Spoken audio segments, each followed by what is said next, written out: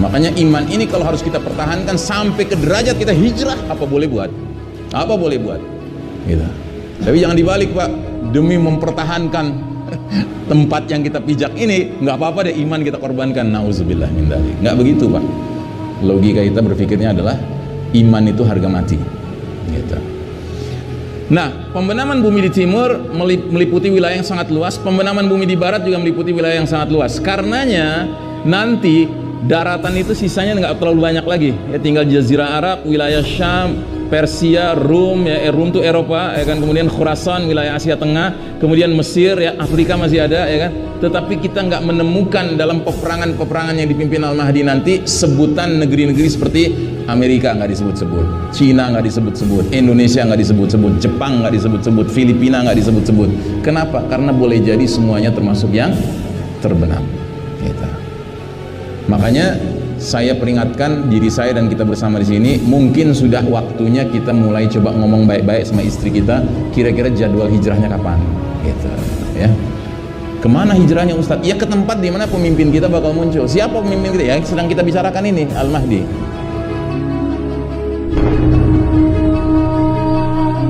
Zuhur Al-Mahdi, tampilnya Al-Mahdi, ini kita bicara kepemimpinan, Pak.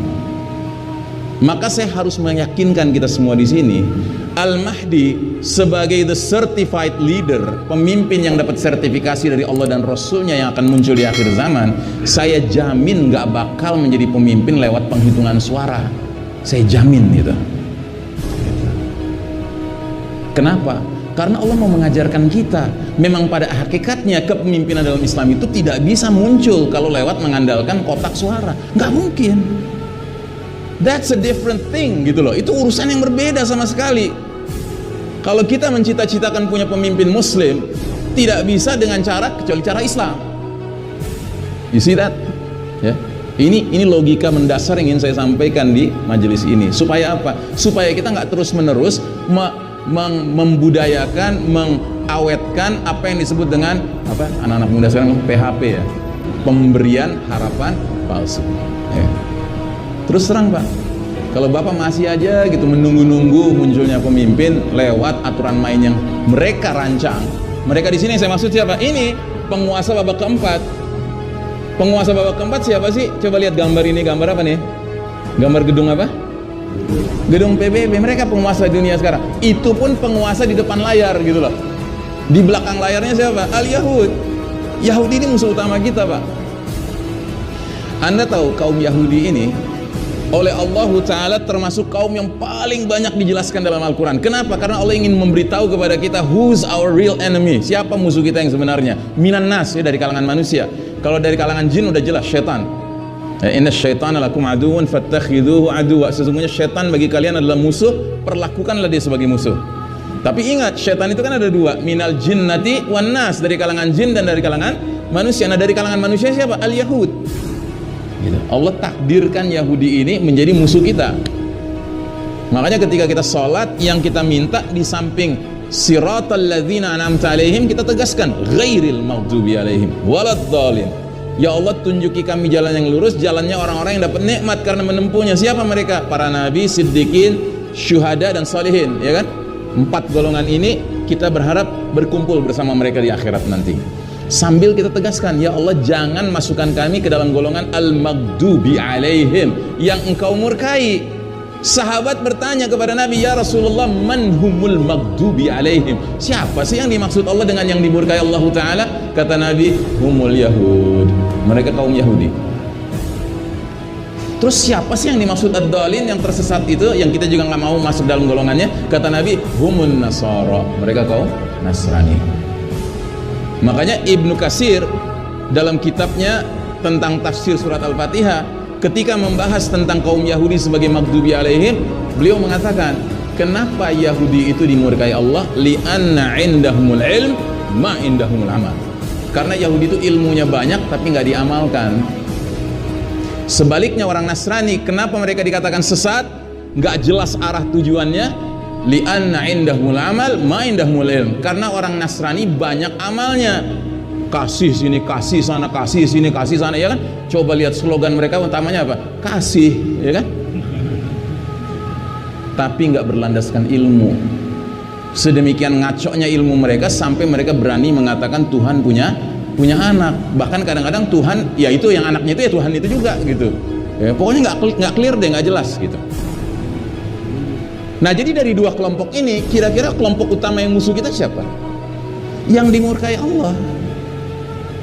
Kalau yang sesat ini tergantung siapa yang Allah lagi kasih angin. Kalau Allah lagi kasih angin kaum muslimin yang berjaya ya, maka yang tersesat tadi itu ngekor sama kaum muslimin. Nasrani itu baiknya luar biasa kalau kaum muslimin sedang berjaya. Dia baik sekali sama kita. Tapi begitu Yahudi yang berjaya, kaum Nasrani kemana berpihaknya? Ke Yahudi. Gitu. Karena mereka sesat, gitu loh. Nggak jelas arah gitu. Tergantung siapa yang lagi berpengaruh. Gitu. Nah sekarang yang lagi berpengaruh siapa di dunia? Al-Yahud. Makanya wajar Nasoronya berpihak ke Yahudi. Nah jadi saudaraku rahimakumullah, PBB ini diciptakan, dibentuk, dibikin, dibidani oleh kaum Yahudi. Tapi Yahudinya nggak berperan langsung di situ, karena Allah terangkan dalam surat Al-Hasyr bahwa ciri khas kaum Yahudi itu apa? La yuqatilunakum jami'an illa fi quran muhassanatin aw min wara'i judur.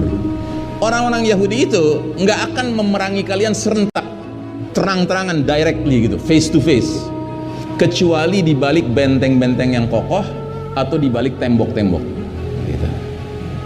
Jadi ciri khasnya Yahudi adalah pakai pihak lain untuk memusuhi umat Islam. Merekanya sendiri maunya di belakang layar gitu. Nah layarnya apa? Temboknya apa? Benteng yang kokohnya apa? Bisa berupa PBB, bisa berupa Amerika Serikat, bisa berupa IMF, bisa berupa World Bank, ya pendek kata macam-macam.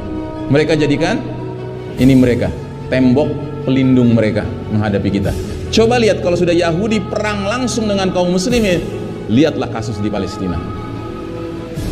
Tentara-tentara IDF, Israel Defense Force, kalau dikerahkan menghadapi anak Palestina yang umurnya 10 tahun yang megang batu, Pak. Anda lihat fotonya baik-baik. Itu pasti di celana-celana itu tentara Yahudi itu basah, Pak. Ngompol mereka. Pengecut mereka. Makanya sekarang angkatan bersenjata Israel sudah mulai punya pemikiran praktis. Semua seragam tentara Israel sudah build up, di dalamnya ada pampersnya, ada diapersnya gitu. Karena itu sudah kelakuan mereka, Pak.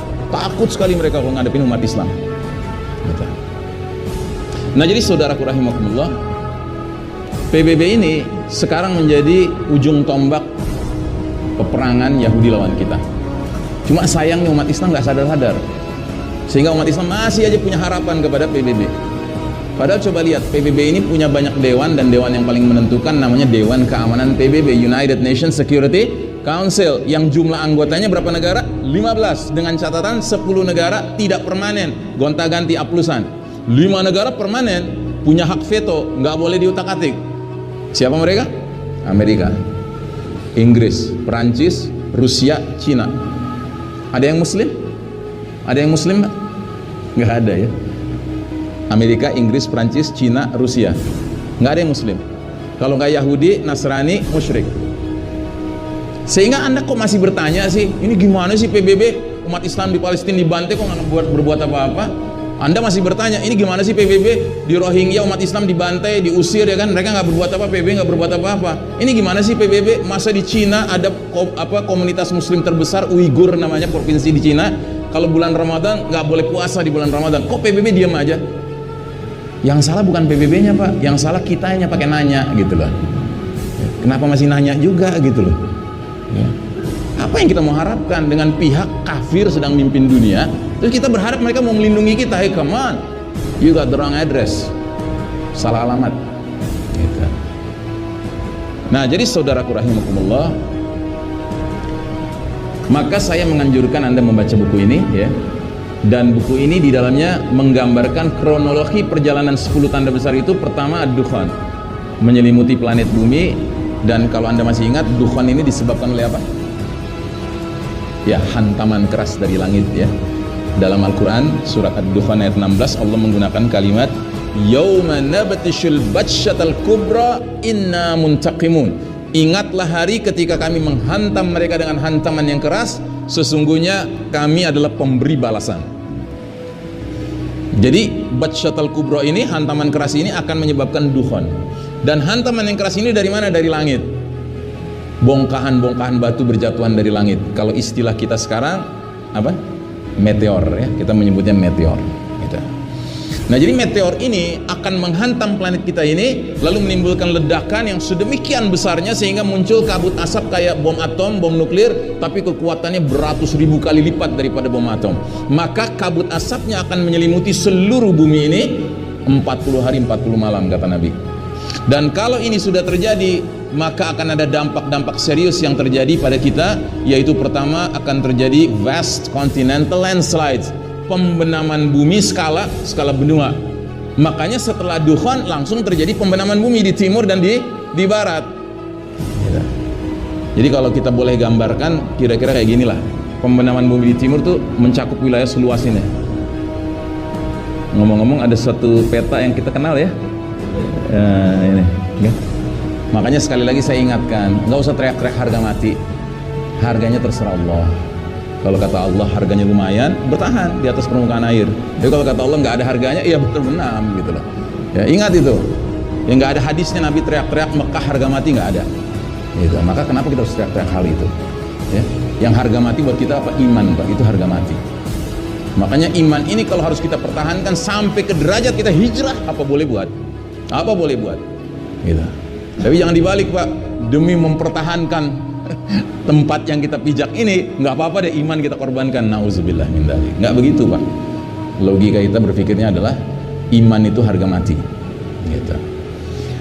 Nah, pembenaman bumi di timur meliputi wilayah yang sangat luas. Pembenaman bumi di barat juga meliputi wilayah yang sangat luas. Karenanya nanti daratan itu sisanya nggak terlalu banyak lagi. Ya, tinggal Jazirah Arab, wilayah Syam, Persia, Rum, ya Rum itu Eropa, ya kan, kemudian Khurasan, wilayah Asia Tengah, kemudian Mesir, ya Afrika masih ada, ya kan. Tetapi kita nggak menemukan dalam peperangan yang dipimpin Al-Mahdi nanti sebutan negeri-negeri seperti Amerika nggak disebut-sebut, Cina nggak disebut-sebut, Indonesia nggak disebut-sebut, Jepang nggak disebut-sebut, Filipina nggak disebut-sebut. Kenapa? Karena boleh jadi semuanya termasuk yang terbenam. Gitu. Makanya saya peringatkan diri saya dan kita bersama di sini, mungkin sudah waktunya kita mulai coba ngomong baik-baik sama istri kita, kira-kira jadwal hijrahnya kapan, gitu, ya. Kemana hijrahnya Ustadz? Ya ke tempat di mana pemimpin kita bakal muncul. Siapa pemimpin kita? Ya sedang kita bicarakan ini, Al-Mahdi.